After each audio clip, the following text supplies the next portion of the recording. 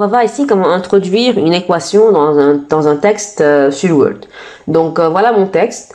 Au cas où par exemple je souhaite introduire une équation ici, je vais revenir à la ligne, je dois aller sur insertion et cliquer ici sur équation. Et puis on a ici plusieurs équations qui sont déjà préfaites par Word, donc des formats préfaits.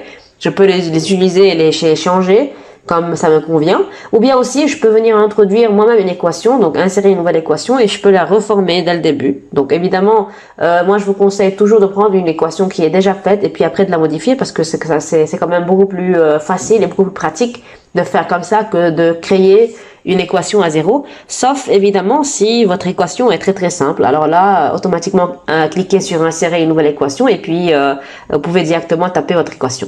Donc si par exemple j'insère cette équation qui est là, voilà, elle est là. Et puis si je mets le curseur à n'importe quel endroit, je peux venir changer. Donc j'efface le 1, je mets le 2 par exemple. Et si j'ai une fraction, je peux mettre le curseur en haut, je peux ajouter un x, je peux effacer le n, je peux faire ce que je veux. Pareil en bas. Maintenant, au cas où j'ai besoin de faire entrer des caractères qui sont un petit peu compliqués, alors ils sont tous là. Donc je peux les faire entrer comme je veux. Et d'ailleurs, ce qui est encore plus important, ce sont les structures que je peux introduire sur dans mes équations. Par exemple, si j'ai besoin d'introduire l'exponentielle au niveau du numérateur de ma fraction ici, je viens ici, je clique sur notation et vous avez ici les structures disponibles plutôt. Lorsque vous avez un carré et puis un rectangle qui est un petit peu vers le haut, ça veut dire que là c'est la structure exposant.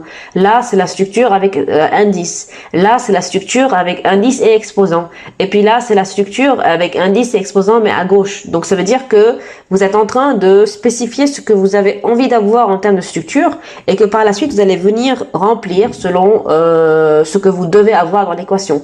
Par exemple, je vais introduire moi la première structure, donc exposant. Donc à l'intérieur du premier carré, je vais mettre le E. Et à l'intérieur du deuxième carré, je vais mettre exposant 2, donc exponentielle 2.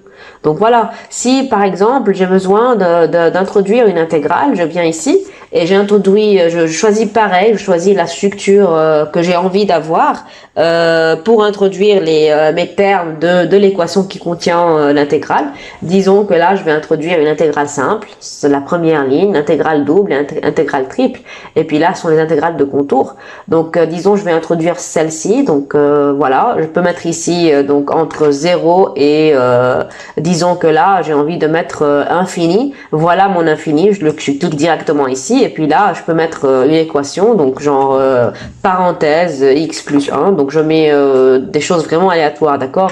Donc voilà, j'introduis ce que je veux et puis après je développe mon équation de cette manière-là. Évidemment les 3 points qui sont là, on peut venir les enlever. Et donc voilà, et je mets mon curseur là où je veux, je peux changer mon n, je peux mettre une valeur, donc voilà, c'est vraiment très pratique, très très simple. Vous avez toutes les structures en haut que vous pouvez ajouter, par exemple le sinus, le cosinus, tout ce que vous avez envie de faire. Si je choisis le cosinus par exemple, il est déjà mis en exposant, c'est pour cela que tout a été introduit sous forme d'exposant dans mon équation. Et donc là, je peux venir introduire le cosinus de quel angle, donc je sais pas, de 30 par exemple, peu importe.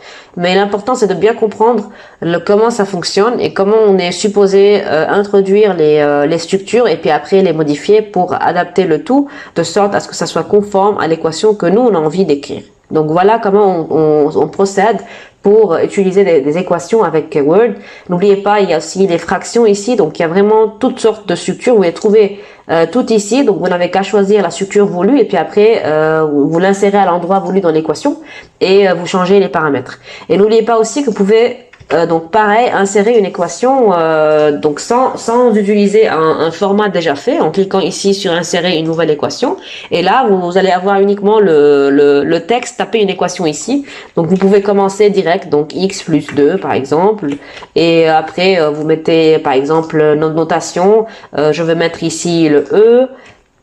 Exposant 2 et puis après plus une intégrale voilà je sais pas de x plus 2 et donc je suis toujours en termes d'exposant donc voilà, je me remets ici par exemple, je mets une fraction, donc j'utilise le 2 sur x donc x par exemple, et puis voilà, c'est tout. Je peux mettre des fois si j'ai envie, donc des fois entre les termes, ça dépend du format que j'ai besoin d'adopter pour mon équation.